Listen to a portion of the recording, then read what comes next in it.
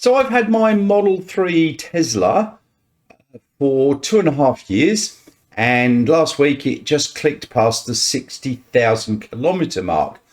So how much does it actually cost to run? The actual cost of charging your EV can vary quite widely. So in my case, it's actually virtually zero. When I first got my Model 3 back in January 2020, I did use a few superchargers, but then I started to get a couple of referrals. So my superchargers were free.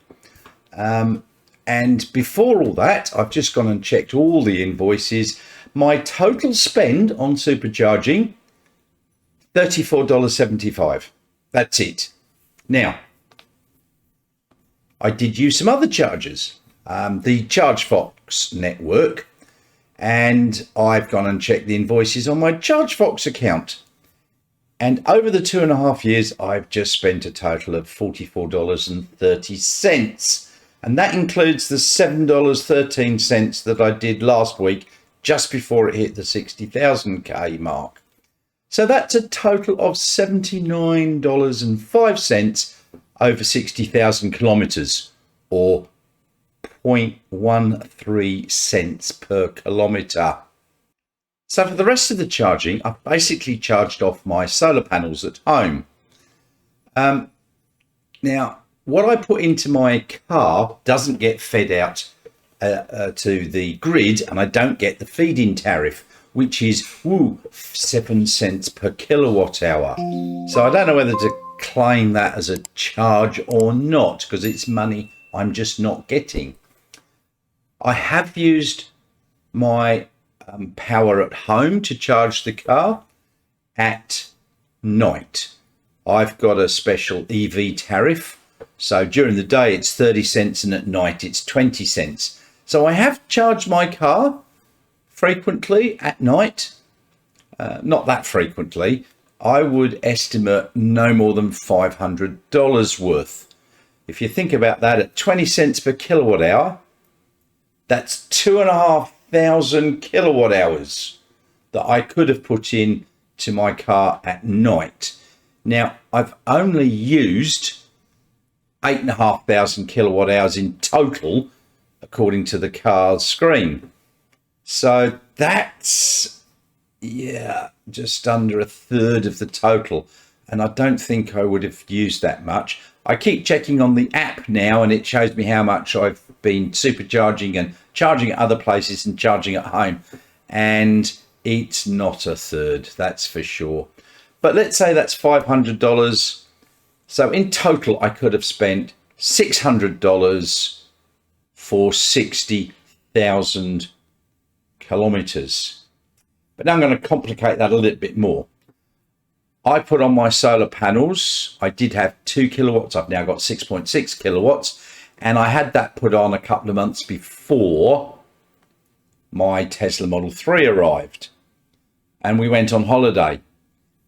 And so I got, back then, it was 47 cents credit feed-in tariff per kilowatt that I sent out to the grid. I ended up that first year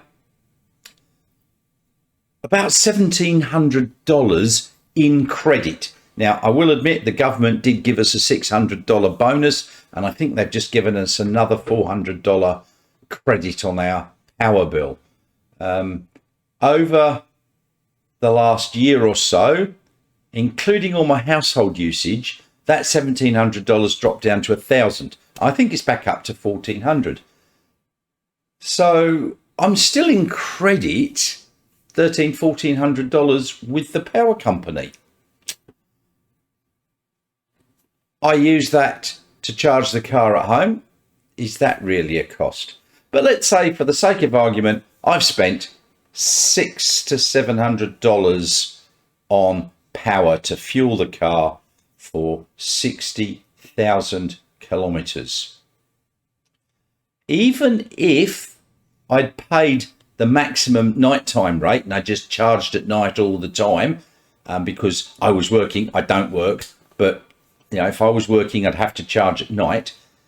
8,500 kilowatt hours at 20 cents is around about $1,800 off the top of my head, which is only 3 cents per kilometre travelled, or $3 per 100k. If you think of $3 per 100 kilometres, that's not 2 litres of petrol. With our current charge rate of around about $2 a litre in Western Australia for fuel, it goes down. It's currently down to about 180. It goes up to 220 or 230. Diesel's still around 220 or 230. But let's say $2. That's 1.5 litres per 100k equivalent. That's pretty damn cheap to run. As I said, if I'd have used home charging the whole time, $1,800 give or take is what it would have cost me for that 60,000 kilometres. And of course, when fuel hits $3 a litre, that's 1 litre per 100k equivalent. And in some countries it is. Europe, I was paying $3.30 a litre equivalent in Spain recently. In England, it was almost $3, and my mate has just told me it hit $3.40 a litre equivalent. Yeah, that's expensive. So if I compare my EV to an ICE car, look, it's working out at 10% the cost to drive it. But if we take an ICE car, a lot of people in these summaries compare $40,000 Toyota Camry with a $60,000 to $80,000 Tesla Model 3. Now, I just looked up the figures for a Camry. It's supposed to get 6.5 litres per 100 kilometres. Now, I don't know about you, but I could never get 6.5. I did have another car and it said you'll get 6.8 litres per 100k, and it was more like 8. But I do drive a little bit on the heavy side. But even my wife, who's very light-footed, still got over 7. So if we take that 6.5 and we say, all right, in real world, you're going to get 7 litres per 100k. If the fuel is around about the $2 per litre, 7 litres per 100k is $14 per 100 kilometres. Or if you like to think about it as you're going to use 4,200 litres to travel the 60,000 kilometres at $2 a litre, 8,400. So if you compare that 8,400, which is best case scenario, with my worst case scenario, 1,800, that's quite a substantial saving on running an EV. I have incurred a few other expenses. I've replaced one set of tyres, cost me 1,100. But in a nice car by 60,000, I would have replaced a set of tyres. Servicing, $0. Toyota Camry, 60,000 Ks, you'd have had to have had it serviced a minimum of 3 times. Because I think it's every 15 to 20,000 kilometres. That could have been another 1,500. Some cars less, some cars more. So that brings it up to about, with the servicing and the fuel, to about $10,000. And it's going to get more expensive. The price of fuel is on an upward spiral. Yes, it goes up and down over here in Australia, but on average, it's carrying on up. I predict by the end of the year, it will be closer to $3 a litre here. We've had the federal government take off half the fuel excise, which is 22 cents a litre. Was 44, it's now 22, but only for 6 months. So come September, that 22 cents may well get added back on. So the current price of 2 to 2.20, 2.30 jumps it straight to $2.50 a litre. It's going to go up. Repairs, that's another thing that you get on an internal combustion engine, and you get repairs on an EV. They've cost me nothing because I haven't had to have anything repaired. I have had a little bit of service when a bit of trim fell off. They came and clipped it all back for me. Anything that I've had to have done is just a minor little thing that's been done under the warranty. And I think the cost of running my EV is only going to get cheaper. And the price of fuel, well, we all know what that's going to do. At the moment, with our power company called Synergy in Western Australia, I've got what's called an EV tariff. So it's 30 cents per kilowatt hour during the day, 20 cents per kilowatt hour from 11 p.m. to 4 a.m. And that's when I used to charge up my car. That has now been scrapped. So when my thing comes up for renewal sometime this year, they're going to go, yeah, you can't do that one anymore. You need to choose one of the other ones. Well, they've got a midday saver plan that they've just introduced, and it's going to cost 8 cents per kilowatt hour during the day up to 3 p.m. So it's from 9 a.m. to 3 p.m., a 6-hour gap. It goes up to 50 cents from 3 p.m. to 9 p.m. and then overnight from 9 p.m. to 9 a.m. it's 20 cents. So we're getting 8 cents per kilowatt hour charged during the day.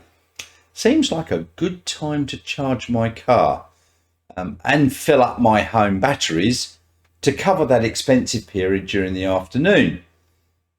If I can do it for 8 cents and I can charge there, the kilowatt hours that I've used for the first 60,000 kilometers was 8,600 kilowatt hours. So at 8 cents per kilowatt hour, that's going to cost me under $700 to travel the next 60,000 kilometers, compared to over 8,000 if the petrol prices remain the same for something sort of equivalent. So whilst my costs are likely to go down, fuel prices are going up, and the gap is just going to get bigger.